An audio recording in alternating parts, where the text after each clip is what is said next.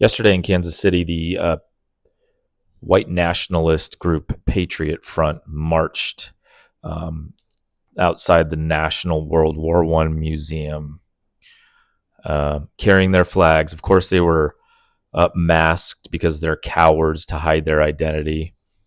And, they had a police escort, which is always sort of interesting. I mean, I guess it's First Amendment rights, but seems like hate speech to me. And I know they're a designated hate group. So I'm not sure why they give them, police escorts. The video I saw, they were leaving town. There was, I guess, a couple hundred of them, and they left in just regular like U-Haul moving trucks. And each moving truck had probably 20 or 30 of these guys in them, and the police escorted them out of town.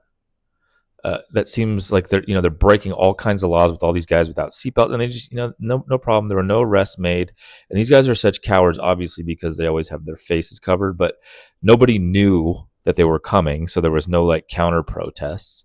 And I mean, these guys, you see them in their khaki pants and their polo shirts with the white. Those white masks that they wear now are just the 2025 version of the white hoods. These are the Triple K members, and Trump and his white nationalist regime have made it okay for these guys to expose themselves, although they're still too cowardly to show their faces. But still, they're brazen. They're out there marching. It's all because of this administration. He's emboldened these people. I got people from the whole country here. That's how many it takes to get a couple hundred? The whole country. You're embarrassing. You're embarrassing. Get the fuck out of here. Grant, is he done? All right. Nice job, Tubbs. Patriot official from Texas. I don't see anything. That's embarrassing. Hey, have fun in that hot box, guys.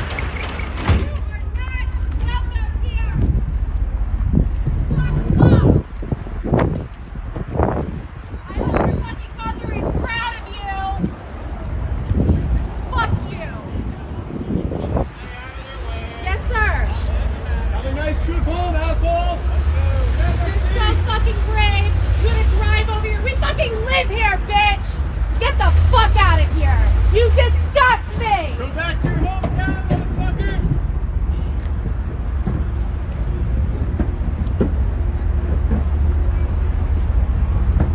I'm sorry, sir. This one's for U-Haul. At this point, you guys have to realize that your trucks are transporting all of the Patriot Front marches. You're literally bringing Patriot Front and other Nazi organizations to their destinations. Maybe time to think about how that looks for your corporate image.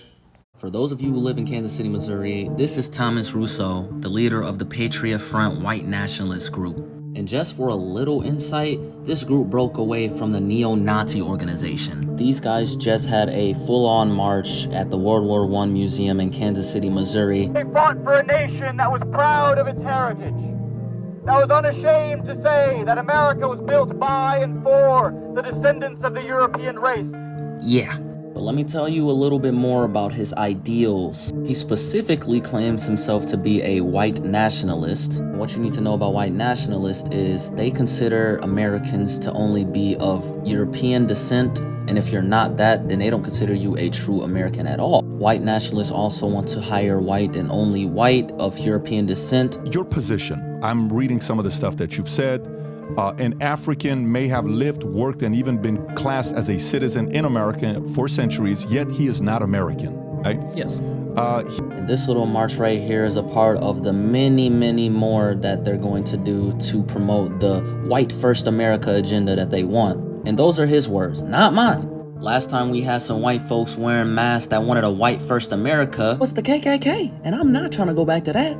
And if you're still not convinced, then answer me this. Why were they chanting, "Reclaim America"? Reclaim America! So if they think true Americans are of European descent, Where do you think that leaves the rest of us in their eyes? That's where the problem starts. Yeah, it's peaceful right now, but these type of ideologies will only cause harm to people in the future. Did you see this video out of Kansas City, Missouri, where white nationalists, Patriot Front, are marching down the street and they are confronted by local residents? Listen to this. You're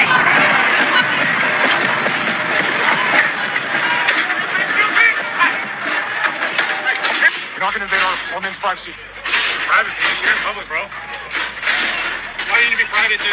I thought you'd be proud of your opinion. Why is that private? Hey, have a good one, guys. Thanks for getting the fuck out of here. Please don't return. Sir, you want my name? Yeah, what's your name, bud? Thomas Ryan Rousseau. Thanks, Thomas. I bet you're trying to get famous with Trump for this. What? You gonna run for office now? What? You gonna run for office now? Are you from here? All right, cool. Get the fuck out of here. What are you doing? I got people from the whole country here. That's how many it takes to get a couple hundred? The whole country. I don't see anything. That's embarrassing. Hey, have fun in that hot box, guys.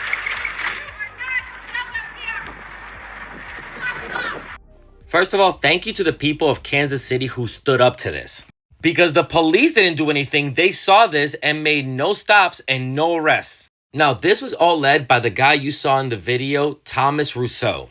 He gave a speech in front of the World War I Museum where he talked about how the United States is a white nation made for white people and they need to reclaim America. And these people are serious, especially under this administration. Those people have a training center in Tennessee. They train people on how to use weapons and hand-to-hand combat. That's how he was able to get 100 people from across the country. These are all people who wholeheartedly believe in the white supremacist ideology, and they're getting ready to take it further, especially under this administration. And as always, please consider supporting me on here so I can continue bringing you these news stories. Thanks for getting the fuck out of here. Please don't return.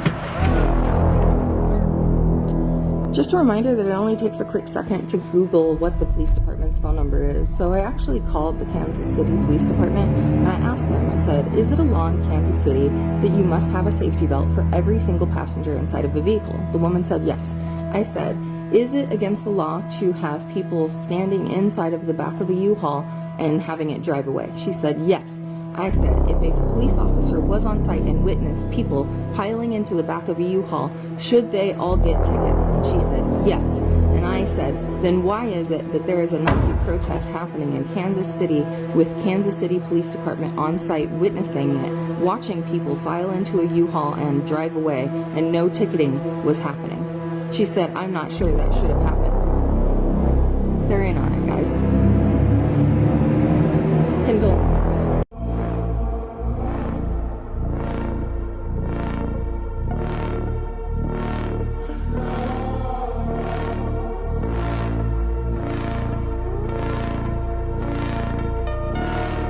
Because you've got an enemy who keeps you in a state of amnesia and a state of fake implanted memories. You know, every time you open your eyes, your enemy is right there in front of you telling you that he's your friend. And because you don't remember anything, you believe him. You understand? The whole country is getting their drink spiked. Everyone in that country is getting roofied. And the one who spikes your drink and the one who abuses you when you're in your numb and unconscious state is the one sitting next to you in the morning when you come to, holding your hand, your protector. Oh, it's insidious. Uncle Sam is a serial killer. The son of Sam's got nothing on Uncle Sam. Uncle Sam is the most prolific, psychopathic, diabolical, demonic mass murderer in history. You've been drinking blood your whole life, thinking it's cherry Kool-Aid. You know, the torch of the Statue of Liberty isn't a guiding light, it's an arsonist's weapon. That's what burned down villages in Vietnam. That's what set fire to Iraq and to Afghanistan. And that's what lit burning crosses all over America. You've been living in an alternative universe. So-called white Americans are like Manchurian candidates, committing or being accomplice to heinous crimes decade after decade after decade, insulated by the hypnotic state of the false version of history that they believe. That's why I've said so repeatedly, your so-called civilization has betrayed you. Your so-called civilization has duped you. They got you to sign off on policies that they told you were for the protection of liberty and justice, but were actually policies for mass murder, crimes against humanity, war crimes, savagery, and enslavement, all for the profit of others. Others who view you as nothing but useful idiots. And now you're incriminated. Now you're accomplices. Now you're taking the fall. But you've got no one to blame but yourselves. It's well known. It's a well-known issue that African Americans, black people in America, so-called, don't know their history, that they're cut off from the history of Africa, and even the history of everything that they did and everything that was done to them in America. That's why you have Black History Month, right? So this is something that everyone knows about. Everyone is aware of this issue. But the truth is that so-called white people don't know their history either. Their history in America or their history in Europe. Americans generally don't know history, which is incredibly useful when you consider the fact that history repeats itself. It's incredibly useful to keep the entire population in a state of amnesia, so that the whole country operates like the main character in that film Memento, you know? So you keep doing the same things that you've always done, and you never understand that you're actually doing the things that history has already judged to be crimes. You understand? You can do it as if there's no context, as if there's no history, as if there's no pattern. That's the whole point of approaching current events from an ahistorical perspective. You don't want anyone to see the pattern. You want to be able to do things that have already been condemned by history, but you want to keep doing them anyway, as if you don't know that they're contemptible. You don't know that they are condemned actions. Just like Donald Trump now invoking the Alien Enemies Act in reference to mass deportations and so on. Okay, this is the same act that put tens of thousands of Japanese Americans into internment camps in World War II, and for which the United States government eventually had to provide compensation and eventually had to even apologize for doing it. You see, it is something completely contemptible that you did, but you want to repeat it. So you forget your history. You forget history so you can repeat history without blame. Both so-called white people and so-called black people in America don't know their history. Both have been told lies about the past, about their respective pasts. And the only reason for that is for the purpose of maintaining the continuity of the contemptible reality of how that society operates. Amnesia and fictional histories serve as a preventative measure against change, against reform, against rehabilitation. America chooses to live like it's in the movie Groundhog Day. You know, you pretend that only today exists over and over and over again. And because of this forced amnesia, because of this deliberate suppression of historical awareness, the people in America don't even recognize when they're reliving their own past. They think that they're facing something new. They think that they're responding to some unprecedented crisis every time. If you have no recollection where the road leads that you're on, then you'll keep walking it again and again, never realizing that it has already led you into disaster after disaster, dozens of times before. And this is exactly the condition that the rulers in America want, that the elite of America want, not just for black people, not just for so-called white people, but for everyone. Because the most effective way to ensure that a crime continues is to make sure that it is never recognized as a crime. To make sure that every time you commit that crime, it feels like the first time. You know? So when Trump talks about invoking the Alien Enemies Act, most Americans don't hear the echoes of history from that. They don't hear the voices of the Japanese Americans who were dragged from their homes and put behind barbed wire for years and years. They don't remember that that country had to apologize for doing exactly what they're about to do again. The American mind resets every morning, and that's the perfect condition for those in power. Because if people really understood history, then they would recognize that nothing about the American system is accidental. Every aspect of it, from its racial hierarchies to its economic disparities to its unjust foreign policies, is simply the continuation of an old script, a script that has played out again and again, always leading to oppression, always leading to exploitation, always leading to war, always leading to misery. And this is why in America history isn't taught. Fiction is taught, legends are taught, myths are taught, but not history. Because real history would be dangerous. Real history would break the illusion and potentially break the cycle. So-called white people in America know a version of history. They know a story. They know a narrative that has been carefully crafted to shape how they see themselves, how they see their ancestors, how they see their nations and their place in the world, and how they see everyone else. And this ignorance, this deliberate miseducation that they have imposed upon their own people allows the same crimes to continue.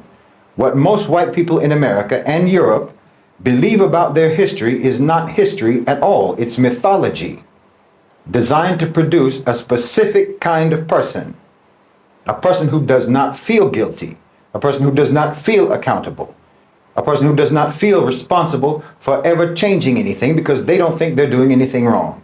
They're taught that their ancestors were pioneers, their ancestors were explorers and builders of civilization, that they've brought progress and democracy and enlightenment to the world. They hear about the Renaissance, they hear about the Industrial Revolution, they hear about the Age of Discovery, and so forth and so on.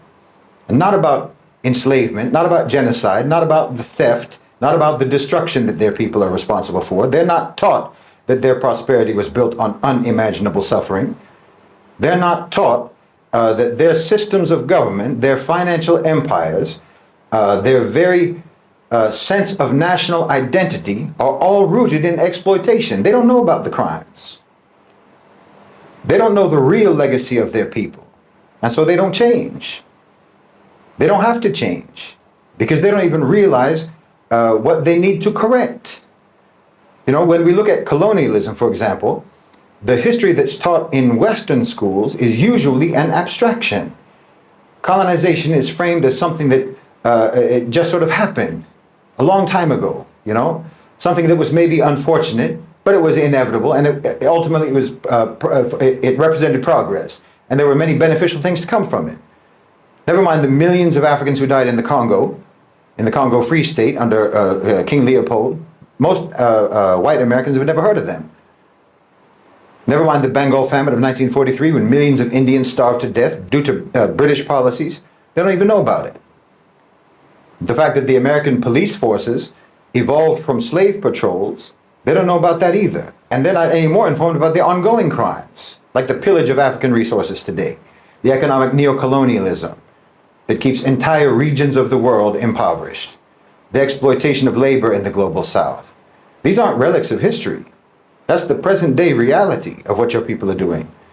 But the story that white people are told does not include those realities, or else it packages those realities deceitfully and dishonestly.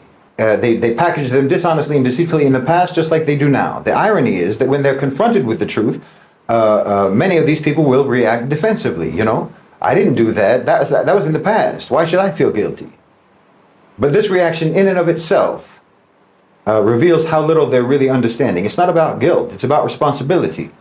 You know, if a person inherits a stolen house, they may not have stolen it themselves, but they still live in it.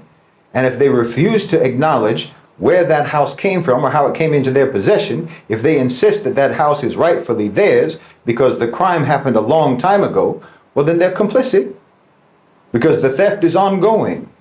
The crime never really stopped. So when people don't know their history, they cannot recognize when history is repeating itself and when history is actually just a continuum into the present. This is why so-called white people in America can watch their government arm and support genocide in Gaza, bomb Syria, Iraq, Yemen, and so on, and actually believe when they say it's for the purpose of security. They don't see the colonial mindset at work. That's why they can see corporations, for example, Western corporations, strip mine Africa for resources and not connect that to the centuries of plunder that came before. This is why they can hear about mass incarceration, about police brutality and systemic racism in the United States, and not understand that these are not new problems. These are just new forms of an old system. These are new manifestations of the same system. And this is why they don't resist, why they don't challenge the structures that continue to exploit and continue to oppress, because they don't even recognize those systems as continuations of the age-old exploitation and oppression. The truth is, white people have been colonized too, not physically, not economically, but psychologically. They've been conditioned to believe in a history that never happened, a history where they were always the heroes, a history where they were never the villains and where their victims were villains. And as long as they live inside that fiction, well, they'll continue to perpetuate the same crimes of their past, even without realizing it, which just means that we're not even talking about past crimes. We're talking about ongoing crimes from the past until today. Like I said, it's a continuum. If there's ever going to be any real change, if there's ever going to be any hope for justice, then so-called white people have to actually learn your history. Not the history that makes you feel proud and makes you feel good, that makes you feel comfortable, but real history, the history that makes you uncomfortable, the history that you've denied all this time. And only when white people know their real history, really know it, then maybe they can begin to take the first steps towards repairing the damage that that history caused, the damage that it caused to millions upon millions of people all around the world, including themselves. I mean, Americans, particularly so-called white Americans, you're all like the child of the BTK killer, trying to come to terms with the fact that you were raised by a monster who you always thought was a good and upright man. If Americans in general really understood their history, well, they would know that the United States government has only ever used fear as a weapon against them. And every war that America has ever been involved in was only justified by lies. And every act of domestic repression has only ever been framed as being necessary for the sake of security. They would know that the anti-immigration movements, the anti-Muslim ban and so forth, and all of their surveillance programs, it's not new. It's the same thing. It's just rebranded versions of old crimes. There's absolute continuity. And the only reason that you don't know that is because you have no actual understanding of your own history. Yes, if Americans truly understood their history, they would not be so easily manipulated. They would not be so easily controlled. They would not be so quick to repeat the wrongs of the past, or rather to continue the wrongs of the past. But that's exactly why history is hidden from them. I mean, it's trite but true. There is nothing more powerful than knowledge. There's nothing more dangerous to a corrupt system than a population that remembers. And that's why our mission must be to educate people and to awaken people and to reconnect people with the reality of their own history, the good and the bad. Because when you understand your history, then you'll understand your enemy, because they've been doing the same thing throughout history. And when you understand your enemy, then you'll understand how to defeat them. You'll understand how to oppose them, because you've got an enemy who keeps you in a state of amnesia and a state of fake implanted memories. You know, every time you open your eyes, your enemy is right there in front of you telling you that he's your friend. And because you don't remember anything, you believe him. You understand? The whole country is getting their drink spiked. Everyone in that country is getting roofied. And the one who spikes your drink and the one who abuses you when you're in your numb and unconscious state is the one sitting next to you in the morning when you come to, holding your hand, your protector. Oh, it's insidious. Uncle Sam is a serial killer. The son of Sam's got nothing on Uncle Sam. Uncle Sam is the most prolific, psychopathic, diabolical, demonic mass murderer in history. I mean, look at that poster again, that Uncle Sam poster, that I Want You poster. Think about that. You would think that a character who's supposed to represent the great democratic America would actually be asking the people, what do you want? Not demanding, I want you to go off into the meat grinder of World War I and World War II, over 500,000 American soldiers killed in Europe and in Asia, thousands of miles from the United States. And then basically some 20-something years later, the same message is repeated. And it's heralded as a great quote, it's heralded as a great statement from John F. Kennedy.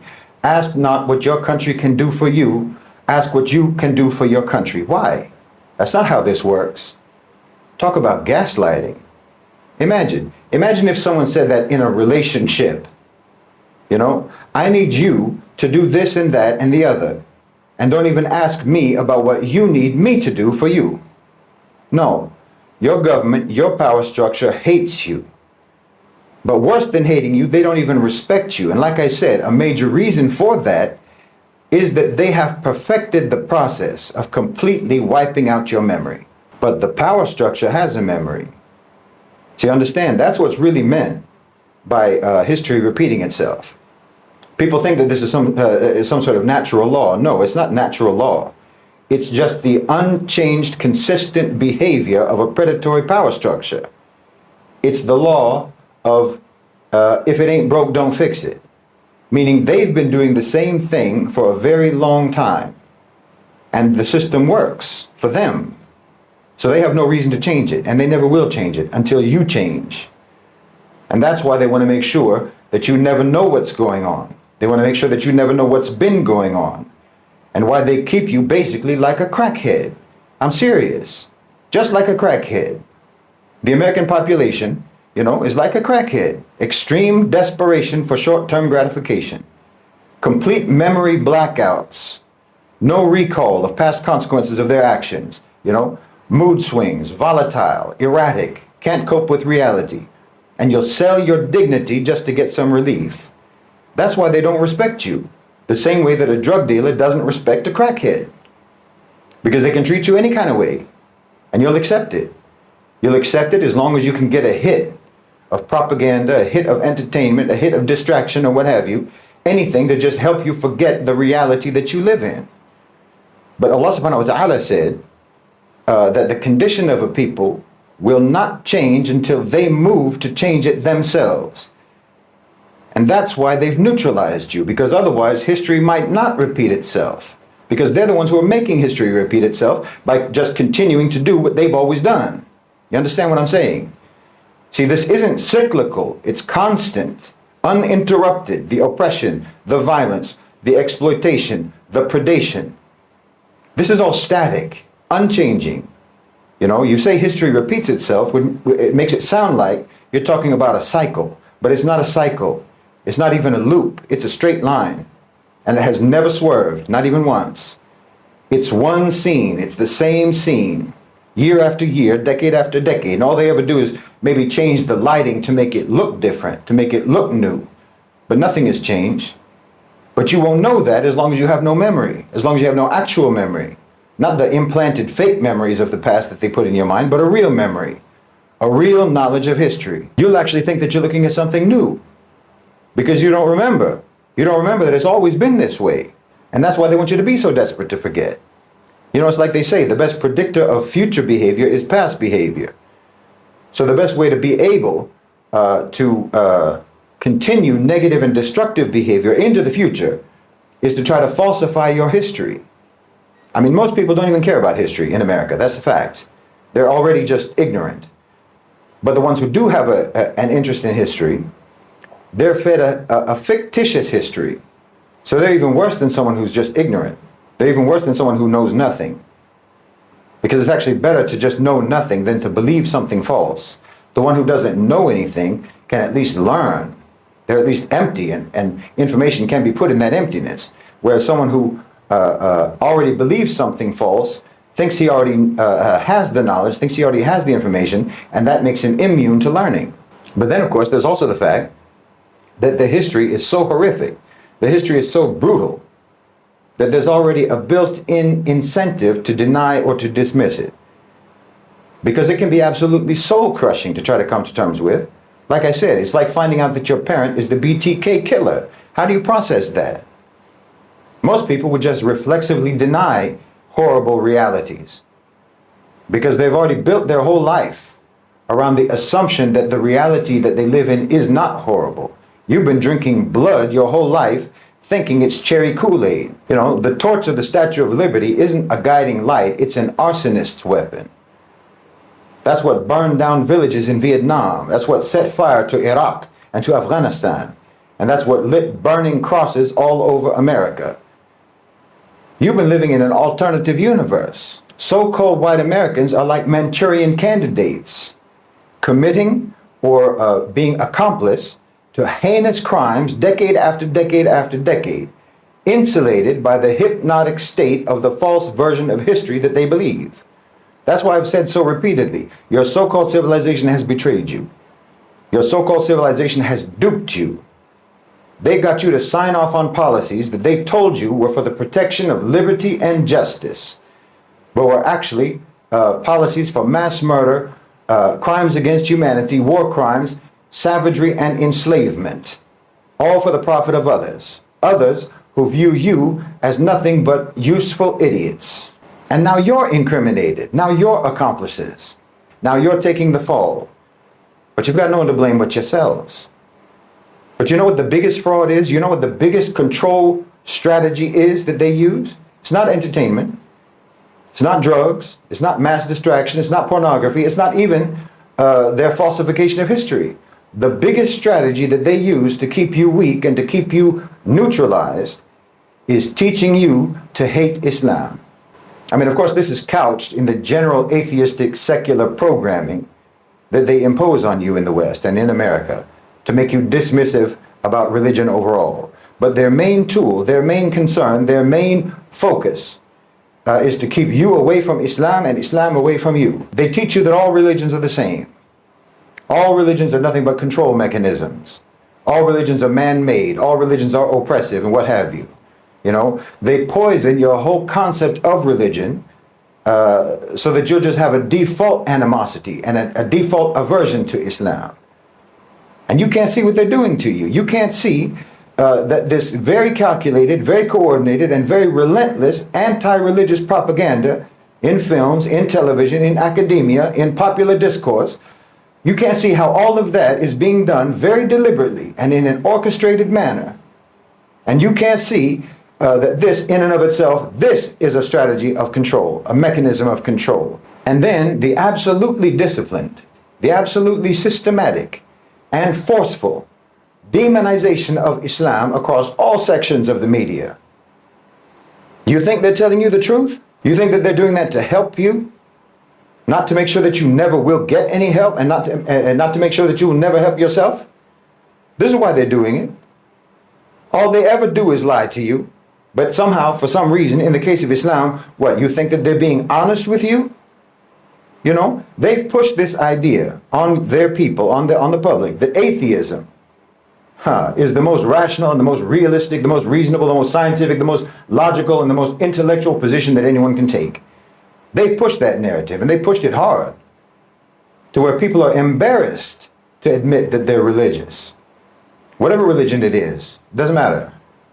When the truth is that atheists are the most objectively ludicrous people on the face of the earth. But no one wants to say it.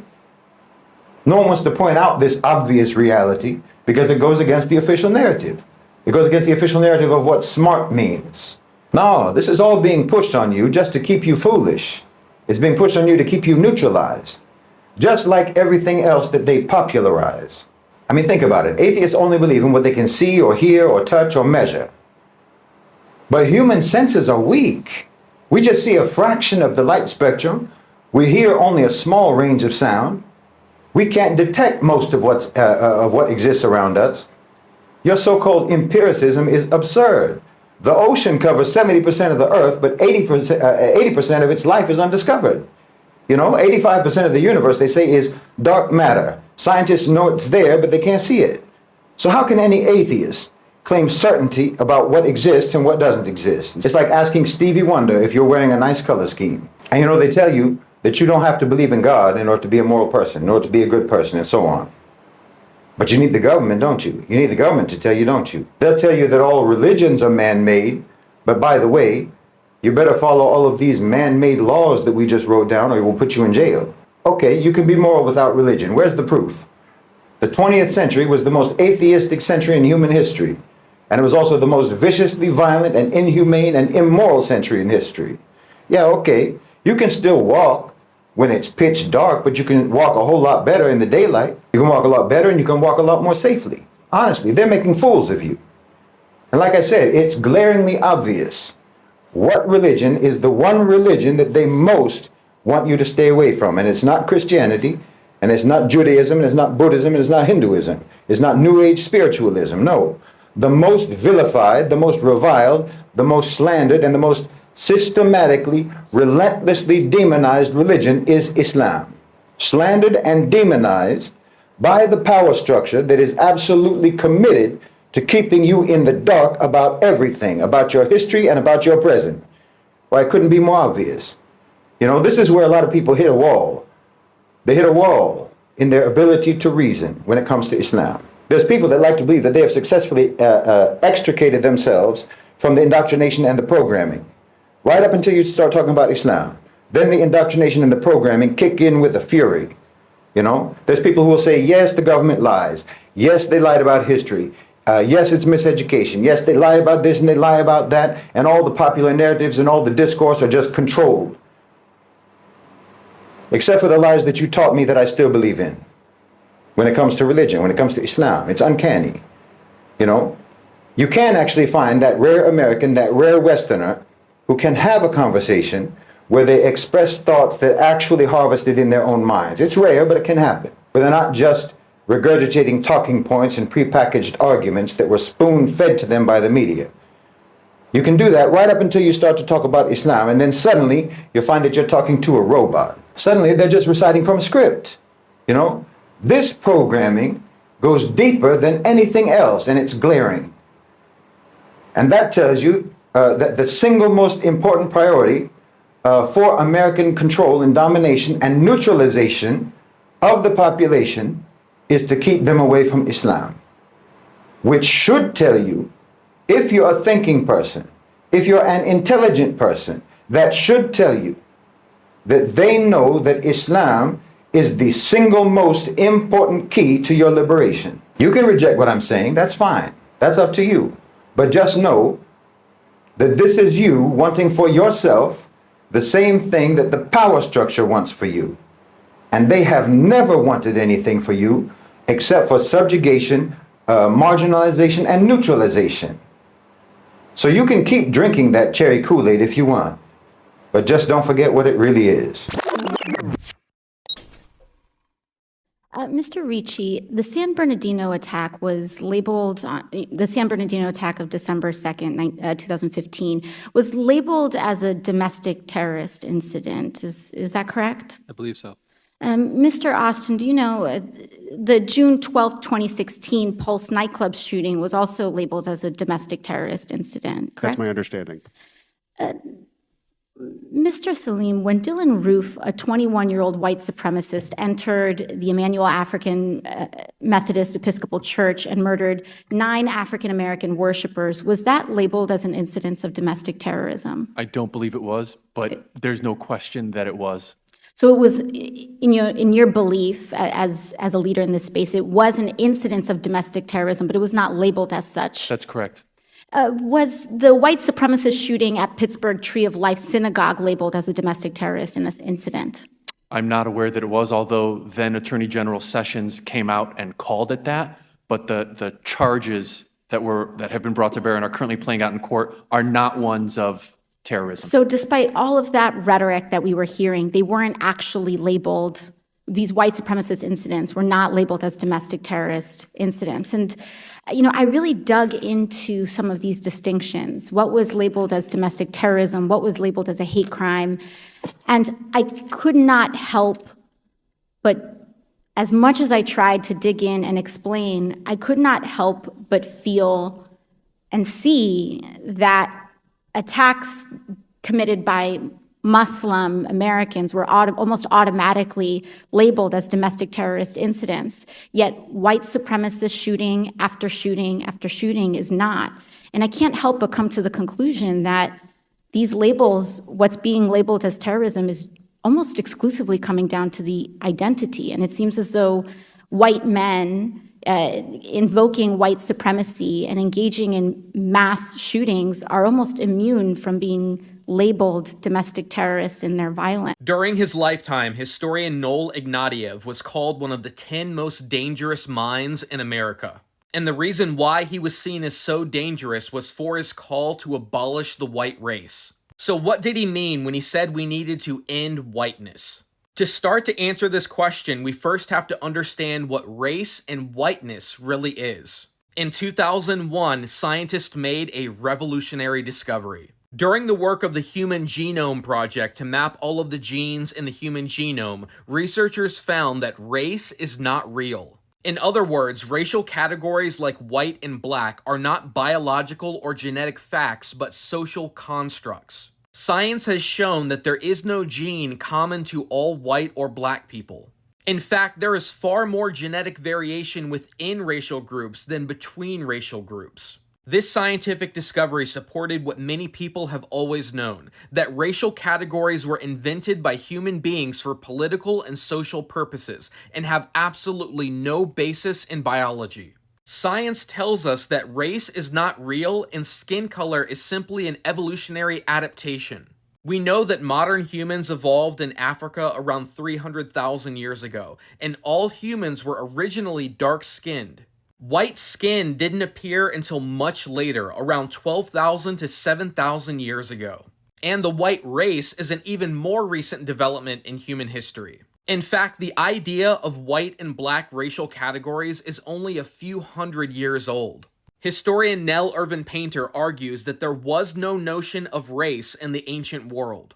And scholars like Ibram Kendi argue that race is a product of the 15th century and is directly tied to slavery. Before the Atlantic slave trade, there were no white people. There were the British, the French, the Portuguese, Protestants, and Catholics. Before the Atlantic slave trade, there were no black people either. Instead, there were thousands of unique African kingdoms, cultures, civilizations, and religions.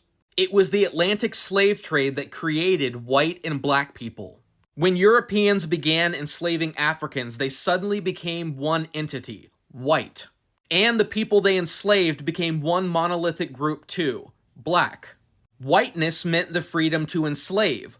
Blackness was the mark of the slave. By 1751, we can hear Benjamin Franklin discussing this newly created white race. He wrote, "The English make the principal body of white people on the face of the earth.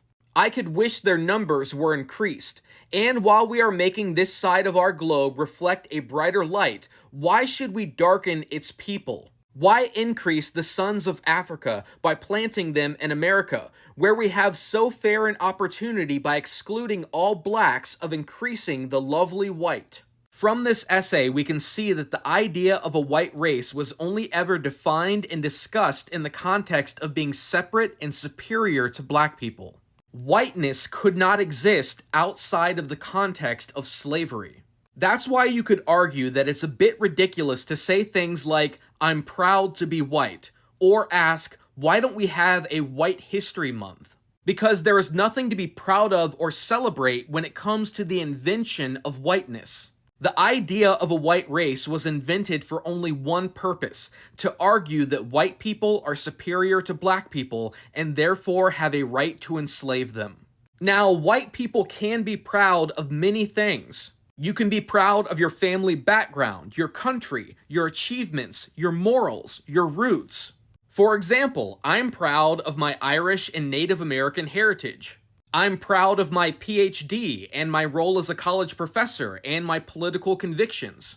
I'm proud to be a brother, a son, and an uncle. But to simply be proud of whiteness is to be proud of a history of slavery, racism, violence, and evil. To acknowledge these facts has nothing to do with white guilt or white shame. It's simply a recognition of the historical fact that whiteness was invented to justify the exploitation and abuse of people with darker skin. It's a recognition that the idea of whiteness has done more harm than any other idea in human history. On the other hand, black pride is something beautiful, powerful, and necessary. Because whereas whiteness was invented to justify the right to enslave and exploit black people, blackness came to represent the power to resist that abuse and find strength in suffering and adversity. Blackness was about fighting back against racism and discrimination and finding power in unity and solidarity. That's why we can smile when we hear James Brown sing, "Say it loud, I'm black and I'm proud." But we should all recoil in horror if we ever heard a white artist sing, "Say it loud, I'm white and I'm proud." As Brown sang in 1968, "Some people say we got a lot of malice, some people say it's a lot of nerve, but I say we won't quit moving until we get what we deserve." Black pride has always been about fighting for their dignity and human rights, which they were denied for centuries. White pride has always been about fighting to strip those rights away from black people and forever treat them as second-class citizens. This is why the historian and activist Noel Ignatieff dedicated his life to a powerful but controversial idea. He argued that if whiteness could be created, it could also be destroyed. And he believed that abolishing whiteness was the only way to ever achieve true racial or social justice in America. Noel Ignatieff was born in Philadelphia in 1940 to a working-class family. In 1958, at the age of 17, he joined the Communist Party and began a long career of Marxist activism. For 20 years, Ignatieff worked in factories where he sought to educate his fellow workers on revolutionary theory and help them organize to fight capitalism. It was during these years that he concluded the greatest ideological barrier to the achievement of proletarian class consciousness, solidarity, and political action is now and has been historically white chauvinism, which he defined as the ideological bulwark of the practice of white supremacy, the general oppression of blacks by whites. Ignatieff declared that for the American working class to unite and overthrow capitalism, white workers had to reject their whiteness and lose their white skin privileges that separate them from the rest of the working class. He argued that white workers had to break away from their white privilege and fight back against the ideology and institution of white supremacy, which provides the illusion of common interest between the exploited white masses and the white ruling class. In the 1980s, when factory jobs began to disappear across the country, Ignatieff decided to go back to school, and he was accepted into the Harvard graduate program, where he began work on his dissertation on the history of race in America. While at Harvard, Ignatieff started a magazine called Race Trader, and their motto was, "Treason to whiteness is loyalty to humanity." He wrote that the aim of Race Trader is to abolish the white race, which is neither a biological nor a cultural formation, but a social construct, existing only because of the privileges its members enjoy within the state and the legacy of those privileges. When looking for a model of what it would look like to reject whiteness, Ignatieff turned to John Brown, who gave his life in the fight against slavery. In 1995, Ignatieff completed his dissertation, which was published as the book How the Irish Became White. He said he wanted to understand how the Catholic Irish, an oppressed race in Ireland, became part of an oppressing race in America. In the book, he shows how the Irish were not originally accepted into the white race by Americans. The way they became white was by joining in the white supremacist culture of supporting slavery and engaging in violence and discrimination against black people. Even though the book was an academic hit, he always had his critics. Some people interpreted his goal to abolish the white race as a call for violence and extermination, not realizing he was talking about the racist white mindset, not white people themselves. Ignatieff died in 2019 at the age of 78, but his ideas will always be relevant in a society still poisoned by white supremacy and racial discrimination. Years before the Human Genome Project definitively proved that race is not real, Ignatieff knew the greatest truth of all: the only race is the human. During his lifetime of activism and scholarship, many of his friends were pessimistic and believed that America would never change and always be corrupted by its original sin of slavery and its long history of racism. But whenever anyone would begin to despair, Ignatieff would tell them, "If we can just change 5 people's minds, we can change the world." I don't know if I'm that optimistic. I'll take just one. You're obviously not aware of this, but blessed is not a word the global majority thinks of in association with Europeans. Words like plague and colonizer, maybe, but not blessed. And the cell phone in my hand came from China. So I don't know if you're referencing Steve Jobs or Martin Cooper or the Finnish inventor who created the first pocket-sized telecommunication device in 1917, and you probably don't know either because your education system has left you terribly ignorant and without the critical thinking skills necessary to effectively gather information. Because you believe that most great inventions can be attributed to one white person, as opposed to recognizing that the patent system is how white people colonize intellectual property. We would not have cell phones if it wasn't for the creation of the gamma electrical cell by black inventor Henry T. Sampson.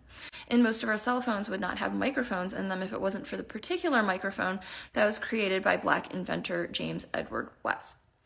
The creation of the first digital network, 1G, was launched in Japan, and then Black electrical engineer Jesse Russell pioneered the creation of 2G, which launched in Finland first. 3G launched in Japan, 4G launched in Norway, 5G launched in South Korea, and 30% of the world's cell phones are manufactured in China. Because we of the global majority recognize that collective humanity has the ingenuity and creativity of one another to thank, whereas a lot of European Americans are laboring under the delusion that the rest of us have white people to thank. And it's this narcissistic ignorance that causes people like you to do embarrassing things, like leaving comments about Europeans and cell phones on a video about systemic anti-Black racism in the United States. And while that could be written off as a comedic and senile non sequitur, we recognize it as a desperate attempt to center yourself in a conversation that has nothing to do with you. The irony being that white people like to say not all white people and they shouldn't be held accountable for the misdeeds of their ancestors, yet they want to be associated with the greatness of the things that they think they invented.